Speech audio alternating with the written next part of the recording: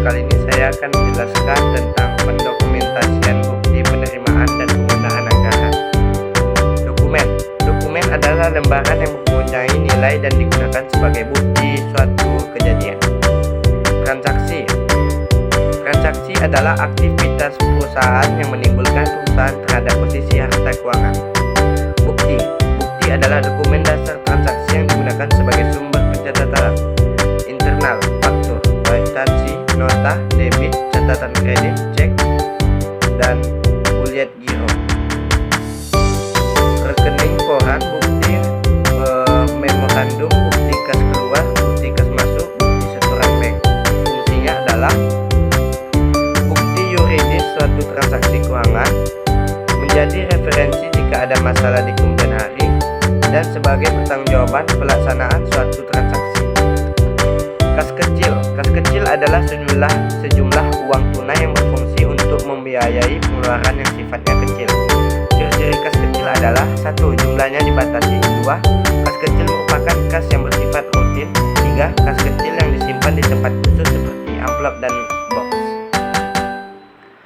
4. Kas kecil dipegang oleh petugas keuangan yang dipegang oleh petugas administrasi. Peralatan yang digunakan untuk mengelola dana kas kecil: 1. Alat tulis. 2. Buku tulis atau yang dimaksud buku kas. 3. Komputer. 4. Stapler. 5. Printer. 6. Kalkulator. 7. Guide. Dan 8. Perforator. 9. Ordner. Informasi yang kita dapatkan dari kas kecil melalui buku transaksi adalah: 1. Siapa yang melakukan transaksi. 2. Rekening apa saja yang berpengaruh terhadap transaksi yang terjadi. 3. Penetapan pencatatan rekening ke pencatat selanjutnya.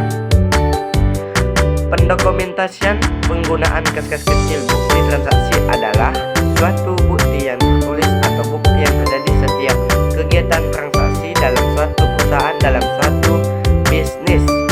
Dokumen adalah rekaman atau catatan tertulis baik tercetak maupun tidak untuk melengkapi keterangan dengan fakta-fakta yang dapat digunakan sebagai bukti yang sah. Berikut langkah-langkah pencatatan dokumen transaksi. 1. Sistem abjad. Sistem ini menggunakan sistem huruf abjad dari A sampai Z. Contoh, misalkan cek memiliki keterangan membayar upah dan gaji karyawan, maka kode penyimpanannya adalah upah atau gaji. Sistem tanggal adalah cara menyimpan dan menemukan kembali arsip berdasarkan tanggal, bulan, dan tahun pembantuannya. Sistem ini bekerja dengan cara menentukan identitas surat, yaitu tanggal pembuatannya, dan membagi tanggal menjadi tanggal utama atau subtanggal, dan memberi kode tanggal pada surat. Sistem nomor adalah metode penyimpanan arsip yang menggunakan nomor atau kode sebagai pengganti nama badan atau perusahaan. Sistem ini dengan cara yaitu menggunakan nomor sebagai nama badan, perusahaan, atau orang.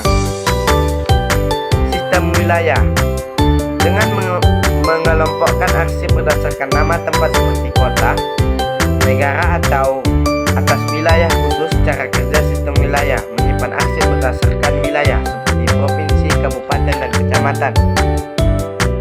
Transaksi dari dalam perusahaan atau yang disebut inter. A.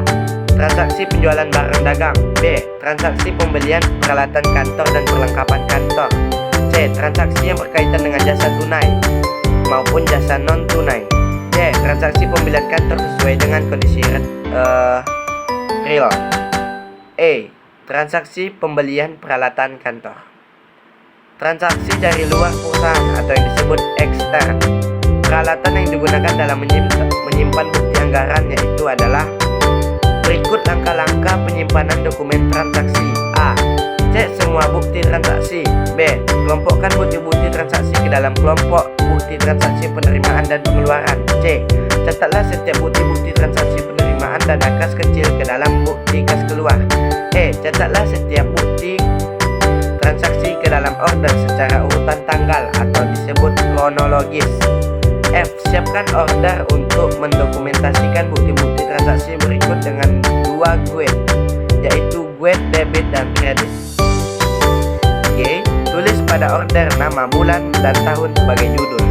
H. Beri lubang pada sisi kiri bukti transaksi kas masuk dan bukti kas keluar beserta bukti transaksinya dengan menggunakan penporator.